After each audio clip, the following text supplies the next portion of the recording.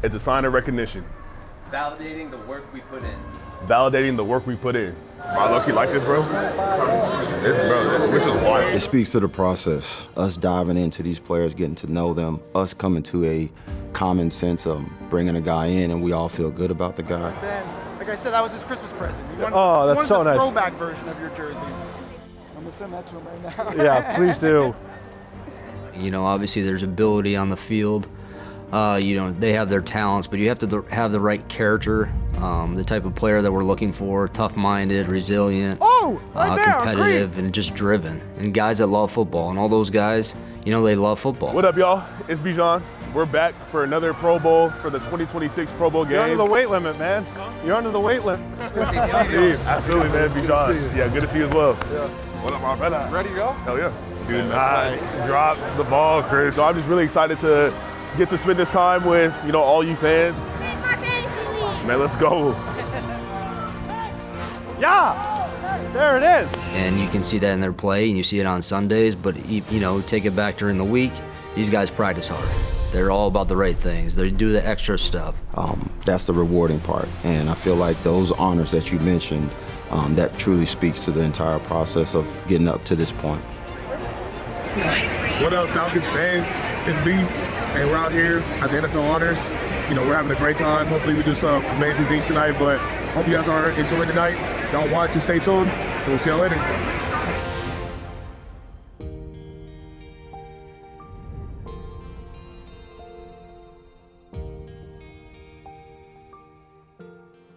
The new is still new. I don't know. Haven't played a game yet. The new president of football for the Atlanta Falcons, Matt Ryan. Congratulations. Up there. My brother. How we doing? How are you, man? Congratulations. Thank you. You know, I think playing as long as I did and playing the position that I did, you know, I think you are, especially as I got older as a player, you were drawn into more conversations with a head coach, with a general manager. Oh, okay. There you go. Michael's been in the building for us, you know, doing the rehab and has done a great job of that. And we're excited about the progress that he's making. I think about the good head coaches I was around, right? And its ability to communicate and lay out the vision clearly. Like when you sit in that meeting room and they lay out, hey man, here's what we're gonna do, here's what I believe in, here's what we're gonna do, and here's how we're gonna do it. But there's different styles. What's up, James? Good to see you. I'm more of a shorts and a t-shirt guy, but that's okay. If you run the football well, you stop them from running the football well, you're able to affect the opposing quarterback and you create explosive plays offensively, you're gonna have success. Oh yeah, he looks good. He looks good. How are we doing? I'm good. You doing? Yeah, we've got an incredible research, technology, and analytics department with the Falcons. Carl Pierberg runs it for us. It was a big part of our hiring process of an understanding of how coach and general manager are using it. That's where the league is going. Ian's experience, you mentioned it in Chicago, 4 years being a part of what's going on up there. I think they've done a great job of building that roster into a contender. President of football operations? No operations, just football. Like one of the things I loved as a player is I loved the grind. I liked the preparation portion of it. I liked all of the grunt work that went into being successful, and you know, I'm excited to jump back into that. Now, Kevin and his staff and Ian and his group are doing an evaluation of, you know, our current roster, where we're at, UFAs, RFAs, all of those things as we move forward, and the decisions that are gonna have to be made in, I guess it's a month now, basically, you know, four weeks away. It's, you know, going to be the job of the off season to try and add to that, you know, to find some good football players that can come into our building and hopefully make us better. But I'm confident with where this team is at and confident about, you know, where we can take this team moving forward. Well, enjoy your time. I'll see you when you get back. I think we're April 7th or something like that. Yeah. We're back at it, so. I ain't worried about you, man. I know.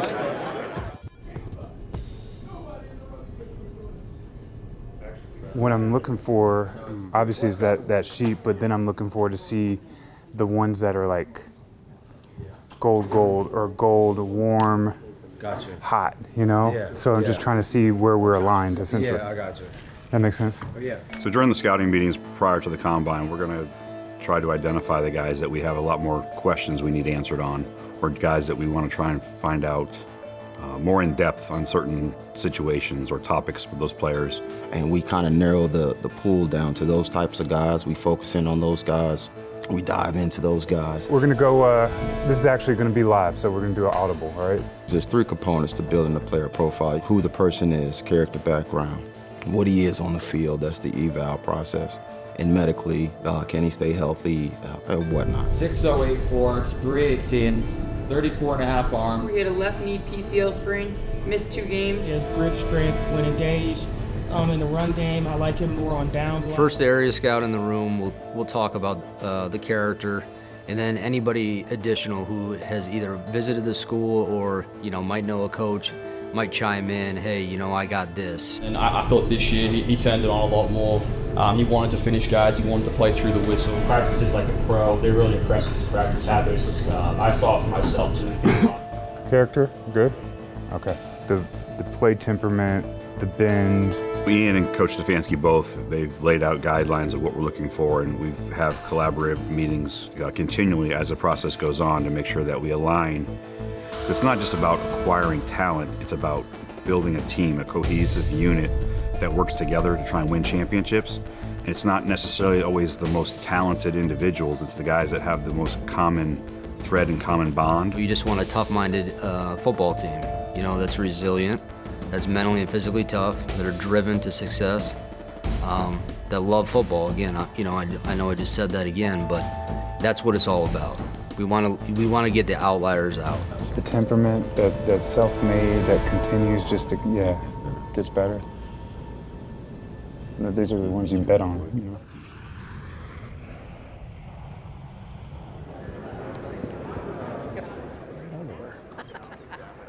Great to see you, Coach. Hi, Rich. Kevin Stefanski. Good How to are see you, you, buddy. We are live on the air right now. Good to see you, man. Great to see you. How are you? I'm great. I'm in Indy. Did you have a good podium session? They were easy. Easy question. It was good. Ian Cunningham went first, so it's always good when the GM goes first. He can get all the tough questions. I come in and get the easy ones. This is pretty cool. Special time. Just personally, real quick. I was one of those draft nerds growing up, watching the combine. I remember being in college. Back then, you had to TiVo things or DVR record.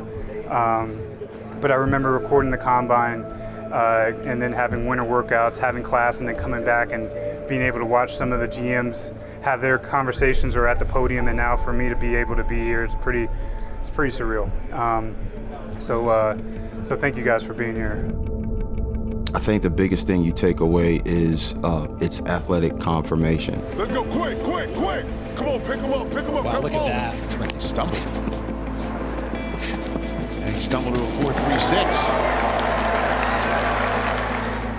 With this guy athletically, physically. Let's see if we keep the workout going. I will not say anything else nice until we finish this here. You notice the difference in this one? Now they have this turning. Nice body. I think the biggest part is just getting to know the kid, getting the kid in the room, getting to know the person, asking them questions, deeper questions. Now, you only have 20 minutes, but it's an amazing opportunity to get a first touch point on the player. It's really just our first chance to get to know some of these guys. The big piece that you come away with some answers at least, is the medical portion. That's the first time our doctors get a chance to actually look at the players and go through their medical history.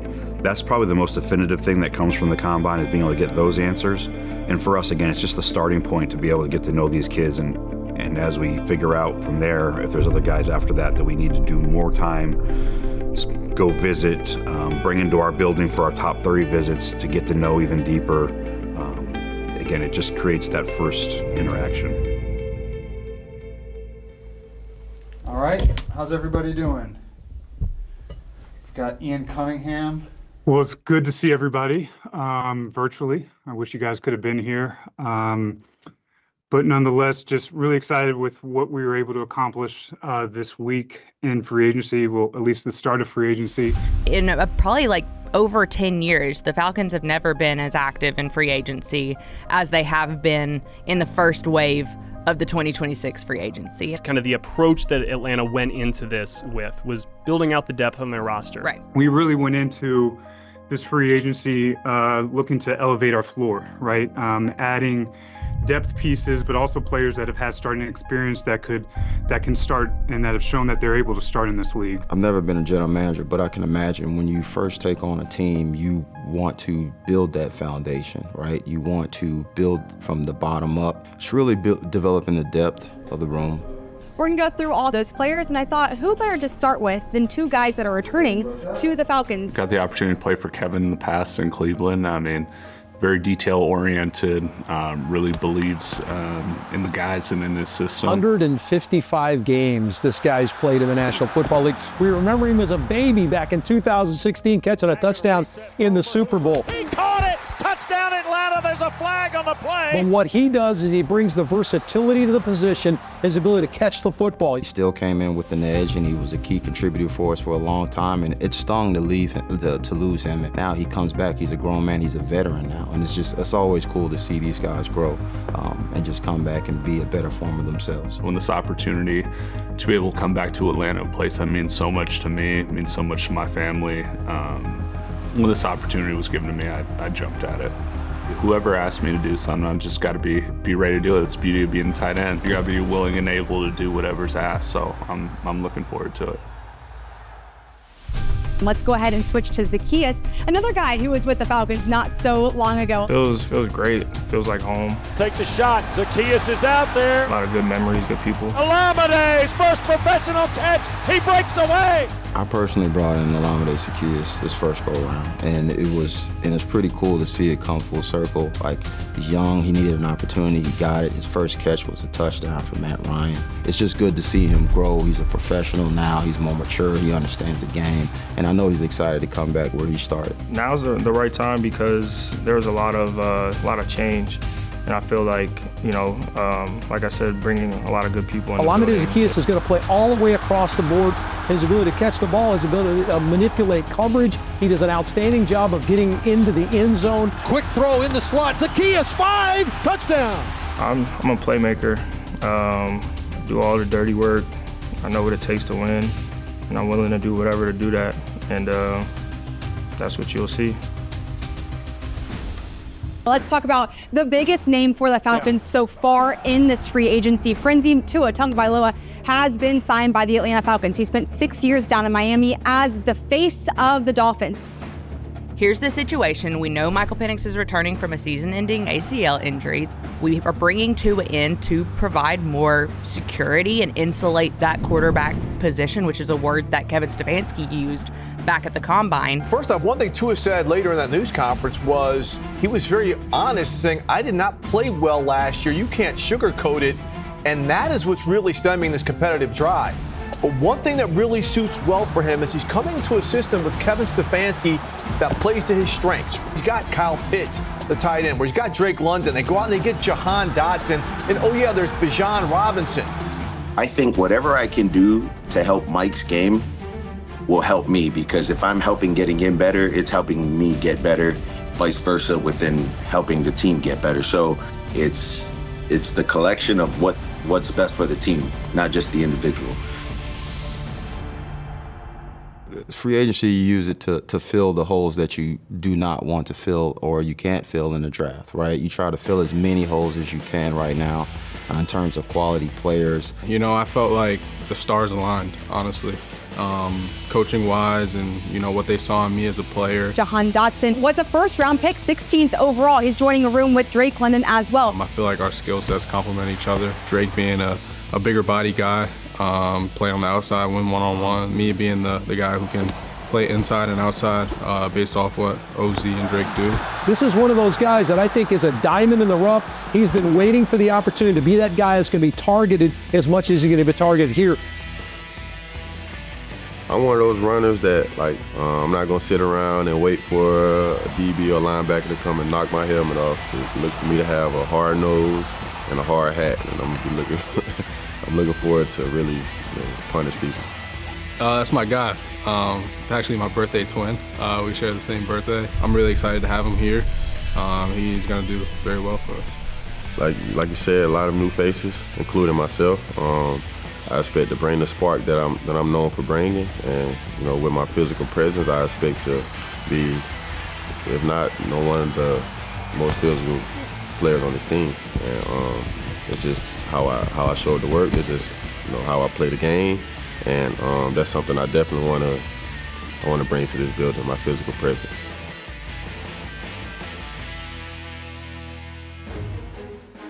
We're really looking for value across the fronts and throughout the roster, and feel like we found a good band of players to really target, and really happy with how we came out of this. He made mention of guys who had been on the up and up. Like they had really fast starts, hot starts, but then injuries kind of derailed them, and they're kind of coming off of those injuries. Had great production right when they first entered the league, and now they're working their way back, trying to show that they can get back on track in their careers as veterans in this league. That air of competition, I think that's really where we're trying to get, is have guys that all want to go out. They're hungry, they have desire, they love ball, they want to get out there and show what they can do. I'm excited to be here. I've watched the film last year. I've seen what they've done with getting after the quarterback, so that's really what I'm here to do. I'm here to just wreak havoc. You're going to get a rotational guy on the edge, a guy that's got tremendous experience, 127 games, only 31 years of old. I just want to make my presence felt on the field. That's it. I want people to know I'm on the field doing good things. And then again, I want to be able to motivate other people to just show up on the field 10 toes down, ready to rock. All I see is an opportunity. That's all it is. So whoever that's on that field with me, it's just an opportunity to shine. I'm a physical player, set the edge, play the run, definitely could rush the passer. I'm a bendy type player. And, I just try to create havoc. Any chance I get, try to, make negative plays. The coaches here, the players are here, the guys already know is already here. A lot of young guys and, guys that are big-time players. It's just great to be here, enjoying with those guys and get ready to work. My playing style, I like to penetrate, get in the backfield, get to quarterback, TFLs, and just cause a whole bunch of disruption. And that's what I love most about this defensive scheme, is that it's about disruption and blowing up plays. And even if I'm not there making a play, I'm there causing something to go wrong. Run and hit, that's about it, run and hit. I've been itching to get back on the field and really show what I could do for the past 2 years. So just, a team, fully trusting in me and giving me that out, it's really all I needed. Enjoy blocking in the run game and finishing longer than the guy with the football. If anything, being an older guy in the league now, I'd like to, set a standard for younger guys to look up to. Like I play on the edge, I can play off the edge, teams, just the fundamentals. Every position on the field, I feel like I'm a rangy player from a sideline to sideline, so that's what you're gonna get out of me. This is going on my 19th season, so I've seen a lot of things, good, bad, and ugly. I kind of live by the mantra, if you will, that the most important kick is the next kick, so I just got to take it one kick at a time and do everything I can to help the team win. When you look at a lot of those signings, it's a lot of guys that are hungry, that are looking to compete. When you fit that in together with the guys that we already have here who have been foundational pieces, it's just going to continue to elevate the floor. And when you push people and push players and push coaches, push the front office, we're going to get the best result in the end. I think number one that day for me was we just started off immediately jumping in. I came in the middle. We started our executive draft meeting, so we were all in a room, myself, Tumbo, Ian, Sean Highland, and Michael Ross in a room going through prospects. For me, it was an awesome time to join. I think it was a situation where it's rare that you're able to join in the process at this point, but very happy to be here. For me, there's no place I'd rather be. Again, this is all about communication, working together, because the more we collaborate together, the more efficient we are on the process, the faster we can get this done, and we get the players we want in this building. Harp on the bigger picture of these guys. Look at the bigger picture. See the forest through the trees. With free agency, you're trying to fill holes that you currently have on your roster, and if you're able to do that, it helps you in the draft process be able to select the best available player, so you're not pigeonholed having to go chase needs. Again, conviction is what it's all about. You get guys, coaches, scouts, everybody that has some kind of input in the process, analytics, And then when you get everyone in alignment of what this vision is for the player coming in here and what we see their future being as an Atlanta Falcon, you feel really comfortable making that pick because you know everybody's on board, we all see it the same way. And that gives you the conviction of knowing that, hey, this guy's got a chance to be really successful because we all see it the same way. Whenever you get a player in different settings, you always get a different experience, right? So pro days are for the guys who weren't fortunate enough to get invited to the combine. So this is their combine. For a lot of guys, it's their opportunity to showcase their athletic skills, get any medical questions answered, or just get to know the guy. So if you can kind of get the touch point at the combine, get a touch point at the pro day or a private workout, as many times you can get experience with the player, I think it's the more the merrier. We invest big in these guys, and you got to make sure you know the guy before you bring him in the building.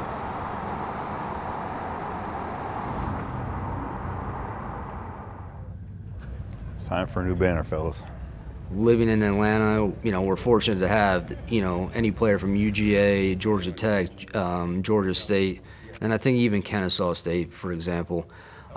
So that, we have those schools that the NFL or the league office, allows us to, bring in, aside from the high school players. It's a hotbed of talent. There's a lot of players. We actually had to have a cutoff because, just can't hold everybody. Taking the guy in the 6th, 7th round that is going to get a jersey on Sundays, that's going to help you, that's a win in itself. The local pro day here, especially in Atlanta, is a huge advantage for us because, again, it gives us a touch point with so many players to give us access to those kids for another additional touch point. There's a lot of teams that don't have that. The opportunity for these guys to come in and show what they're about and get time with our coaching staff, get time with our front office is really special. And the reality is when you have such a hotbed of players around you, you got to take advantage of that. If you don't, you're not really doing what's best for the organization. Yeah, if we can get 3 or 4 guys out of this today, that's a huge win. Absolutely. In the draft, you want to make sure those players are the foundational guys. These guys are going to spend the longest with you. These are guys that you feel really comfortable about. These guys are guys that, like I mentioned, they meet those characteristics, good teammates, mentally tough, resilient. Again, because of us having this top 30 type visit, we're able to get that. Correct. Now you get that comfortability. Do you think we can strategically start to think about how we can use this to our advantage? If a guy doesn't get drafted, then it becomes a little bit of a recruiting process. You've got to find the right fits for your organization, and they're trying to find the right place for themselves. Having those guys, again, in the building, where we're able to work them out, they get to know coaches, they get to see the situation here and what fantastic facilities we have and the great resources we have. It's a great selling point for us to them, and it helps them say, hey, this is the place where I want to go, and I've got a great chance here, and they're going to give me every opportunity to make the team. It is the work of the scouts that have been out in the fall all season. It's the work of our analytics group who have put in the time and evaluated a lot of these players, getting different information from different places. We're trying to find the most competitive, tough-minded, resilient group. And then just overall vision, and will this guy fit us? If a guy's not going to fit us, there's no point in selecting the player. So it's collaboration with the coaching staff to see if he fits in our scheme and what we're trying to do moving forward to win a championship. You got pro days, combines, top 30 visits, private workouts, dinners that you have with these players, all with the ultimate goal of getting to know the guy inside and out. Like I mentioned earlier, the investment that you put in these players, it's immense. So we take all these touch points with the ultimate goal of knowing that, hey, we'll feel extremely comfortable. Once we open up that draft board on draft day, anyone we take on that board, we are extremely confident that this guy is a real Falcon, and he'll be a Falcon for a long time to come.